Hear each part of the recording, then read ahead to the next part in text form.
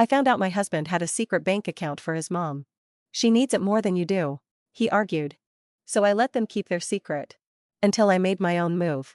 My husband had a secret bank account, a whole separate account, in his name, where he had been quietly moving money every month. But the worst part? That money?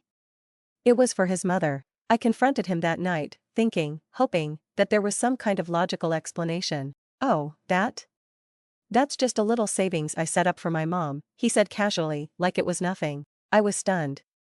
A savings account? Behind my back? He sighed, like I was the one being unreasonable. She needs it more than you do. She's struggling. I'm just helping her out. I stared at him, completely speechless. Helping her out? With our money? Without telling me? You've been doing this for how long? I asked, my voice shaking. Couple of years, he admitted, without an ounce of guilt. 2 years. 2 years of sneaking around. 2 years of lying to my face every time we talked about money. You had no right to do this without telling me, I said, barely able to contain my anger. He rolled his eyes. Oh, come on. It's not like you needed the money. You have everything you want. My mom has nothing. You're acting selfish. Selfish? Selfish? He had been stealing from our marriage, funneling money into a secret account, and somehow I was the problem? I took a deep breath, forcing myself to stay calm. Fine, I said quietly. If she needs it more than I do, then you too can keep your little secret. He relaxed, thinking I was backing down. But he had no idea. I was already planning my next move. I didn't argue with him after that night. I didn't yell, I didn't demand answers. I just let it go. At least, that's what he thought. But inside, I was furious. Not just because of the money. Not just because he had lied. But because he had betrayed my trust, and then tried to make me feel guilty about it. You have everything you want. She has nothing. You're being selfish. The words played over and over in my head, until I realized something. He didn't see me as his wife. He saw me as his personal bank account. And if that was the case, I needed to rethink everything. So, I started making a secret plan of my own. The first thing I did was look at our finances again. And the deeper I went, the worse it got. It wasn't just a couple hundred here and there. Over the past 2 years, he had funneled thousands into that account. Enough to cover a down payment on a house. Enough to pay off a huge chunk of debt. Enough that I started to wonder how much of our marriage had been a lie. And the real kicker? His mom wasn't struggling. No. She was living it up. I went through her social media, and guess what I found? Luxury handbags, spa weekends, expensive jewelry. All while I was busting my ass working, saving, and making sure we had financial security. She wasn't struggling. She was spending my money. And my husband? He was letting her. So, I made a decision. If he wanted to lie and steal from me, if he wanted to treat me like an ATM, then fine. I was going to take back everything he owed me. And I was going to do it without him even realizing. I played the long game. I knew if I reacted too quickly, he'd just find a way to weasel out of it, to make me the villain, just like he always did. So I smiled. I acted normal. I still cooked dinner, still kissed him goodnight, still asked how his day was like the loving, oblivious wife he thought I was. But behind the scenes, I was calculating. The first step? Securing my finances. I opened a new bank account in my name only and started quietly moving my money. Not all at once, that would be too obvious. Just a little here and there, paycheck by paycheck. Enough that he wouldn't notice. I also started cutting back on expenses. No more joint purchases. No more covering extra bills. No more I'll pay this month, and you get the next. Because clearly, he wasn't holding up his end. At first, he didn't notice. But after a few weeks, I caught him staring at his phone more, sighing, checking our account. Babe, have you been spending more than usual? The checking account is looking a little low. I shrugged. I don't think so. Maybe we should go over our finances together? He immediately changed the subject. He didn't want me looking too closely. That was fine. 'Cause I already knew where the money was going. Next, I started collecting proof. Screenshots of transfers, bank statements, messages between him and his mom. It wasn't just the money. It was the mindset. One message from him read, "Don't worry, Mom. I'll make sure you're taken care of. She doesn't even notice. She, not my wife. Not the person I promised to share my life with. Just she. Like I was some nameless sponsor funding their little scheme. Oh, I noticed, alright. And I wasn't just going to let them keep taking from me. Then came the real test. I wanted to see just how deep his betrayal ran. So one night, over dinner, I casually said, I was thinking we could start saving up for a house. Maybe open a joint investment account? I watched him closely. And I saw it, the flash of panic in his eyes before he covered it up. Yeah, that sounds good. But maybe we should wait a little? Things are kinda tight right now. Tight? Oh, they weren't tight for him. They weren't tight for his mom. They were only tight for me. Oh, really? I said, tilting my head.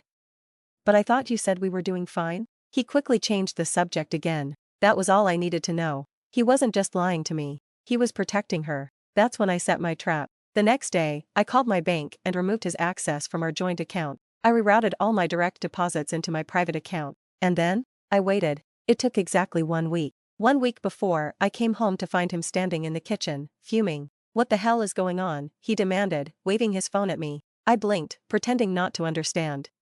"What do you mean? Checking account?" "I tried to take out money, and it's empty." I raised an eyebrow. "Oh? I guess money's tight, huh?" His face turned red. "Where is it? Did you move it?" I just smiled. Now he was panicking. "It's my money too," he snapped. So now he cared about fairness. "Oh, I thought it was our money," I said, crossing my arms. "But apparently, you had a whole other account that I wasn't supposed to know about." His eyes went wide. "Busted." He stammered, tried to backtrack, tried to gaslight me. "I was just helping my mom. It's not like I was spending it on myself." "I can't believe you're spying on me." I let him dig his own grave. "You're mad at me for checking where our money was going?" I asked, my voice calm. "I have every right to know. Just like you had every right to be honest with me." He opened his mouth, then shut it. There was nothing he could say, because he knew I was right. Then I delivered the final blow. "I've been thinking," I said, leaning against the counter. "Since money is so tight, maybe we should separate our finances completely." His whole body stiffened. "What? You clearly don't want to share with me. And I don't feel comfortable sharing with someone who lies to me. So I think we should have separate accounts. You pay your bills, I pay mine." His jaw clenched. He knew exactly what that meant. No more access to my money. No more free ride. No more playing the provider for his mother while I unknowingly funded it. "You can't be serious," he said, voice shaking. "Oh, I'm very serious." And then, just for good measure, I added, "Maybe your mom can help you out now. Since she needs it more than I do." I wish I could say he changed, that he realized his mistake. But the truth? He doubled down. He called me cold, ungrateful, selfish. His mom? She sent a long, dramatic message about how she raised such a kind son and how I was ruining his generosity. Funny, I don't remember her thinking generosity was a problem when it was my money. I didn't back down. I separated everything. Every account, every bill, every asset. And without my money propping him up, he crumbled. Suddenly, he couldn't afford the nice things anymore. Suddenly, his mom wasn't getting her monthly deposit. And suddenly, he had to live with the consequences of his own lies. And me? I was finally free. Free from the secrets, the lies, the manipulation. Free from being treated like a walking wallet instead of a wife. And the best part? I didn't have to lift a finger. He destroyed himself. I wish I could say that was the end of it. That after I cut him off financially, he accepted the consequences and moved on. But no. He wasn't done. The moment he realized that his secret account had dried up, that his mom wasn't getting her monthly allowance, he lost it. I came home one evening to find him waiting in the living room, arms crossed, his face twisted in frustration. "We need to talk," he said, voice clip. I set down my bag, completely calm. I already knew where this was going. "Oh? About what?" His jaw tightened. "You know what? You cut me off from our money." "No," I corrected him. "I cut you off from my money. Big difference." His hands clenched into fists. "We're married. What's yours is mine." I let out a short laugh. "Oh, really? Is that how it works? Because when I asked about your secret account, it sure didn't feel like we were sharing." That shut him up real quick. Then came the bargaining. Okay, he said, running a hand through his hair, suddenly trying to soften his tone. "I get why you're upset. But babe, come on. You know my mom needed that money." "No," I corrected again, folding my arms. "She wanted that money. There's a difference.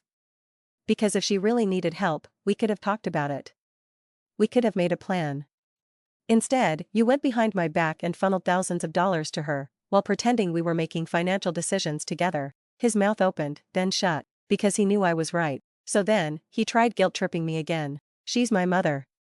She took care of me my whole life. The least I can do is take care of her." I tilted my head. "And the least you could have done is tell your wife what you were doing with our money." His face turned red. You don't get it. You've never been in a position where your family needed you. I raised an eyebrow. Really? Because last time I checked, I worked my ass off to build the life we had. While your mom sat there and collected free cash like she hit the lottery. He exhaled sharply, looking away. He had no argument left. Then, he went for desperation. Okay, I messed up. But we can fix this. We don't need separate accounts. We can go back to the way things were. Ah, there it was. The real reason he was panicking. He wasn't sorry for lying. He wasn't sorry for stealing. He was sorry he got caught. And worse, he was terrified of having to fend for himself. I smiled, cold and sharp. Oh, I don't think so. You made it very clear that your mom comes first. So, now you get to live with that decision. His eyes flickered with something close to fear. What does that mean? I took a deep breath, as if I were just realizing something. It means I'm done. He froze. You're done, he repeated, like he couldn't process the words. That's right. I'm done being lied to. I'm done being treated like a piggy bank instead of a wife. I'm done with this. His mouth opened, then shut again. He was in shock, 'cause this whole time, he thought I was just angry.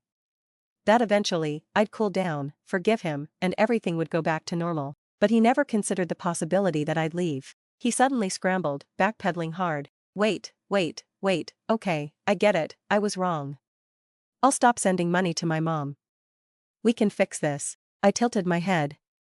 Oh? And what happens when she calls next month crying about how she needs more? And the month after that? You've already shown me where your loyalty lies. That's not fair, he snapped. I stepped closer. You know what's not fair? Me working hard, saving money, building a future, while you sneak around behind my back, sending thousands to your mother like it's her paycheck. That's not fair. He had nothing left to say, because deep down, he knew I was right. So I grabbed my bag and headed for the door. Where are you going? He asked, his voice suddenly small. I turned back and gave him the last truth bomb he'd ever get from me. Somewhere I don't have to be used. And then, I walked out, and for the first time in years, I felt free. I didn't look back, not when he called my name. Not when he begged me to just talk. Not when he sent a flood of messages asking me to be reasonable, 'cause I had been reasonable. I had been patient. I had been trusting. And look where that got me. The first night after I left, I booked a hotel. It felt strange at first, being alone in a place that wasn't home. But then I realized, it wasn't really home anymore, was it? 'Cause how could a place feel like home when I was being lied to inside of it? I took a long shower, changed into fresh clothes, and for the first time in years, I felt like I could finally breathe. No more wondering where our money was going. No more feeling guilty for questioning things. No more being treated like a fool. I had my own bank account, my own savings, my own freedom. And I wasn't about to give that up. The next few days? That's when the real meltdown began. First, he went with denial. This is stupid. You're overreacting. We can work this out. Then anger. So you're just going to throw away everything we built? Over some money? That's disgusting. Ah, yes. Me wanting honesty? Disgusting. Me refusing to be used? Unforgivable. Proud. After all, he finally put her first. And me? I rebuilt. I healed. I took the money I worked for and put it toward a future where no one could take advantage of me again. And you know what? It feels damn good. Now, I want to hear from you. Have you ever been betrayed by someone you trusted? Have you ever found out a secret that changed everything? Let me know in the comments. I read every single one. And if you enjoyed this story, don't forget to like, subscribe, and hit that notification bell for more shocking real-life stories. Until next time, stay smart, stay strong, and never let anyone play you for a fool.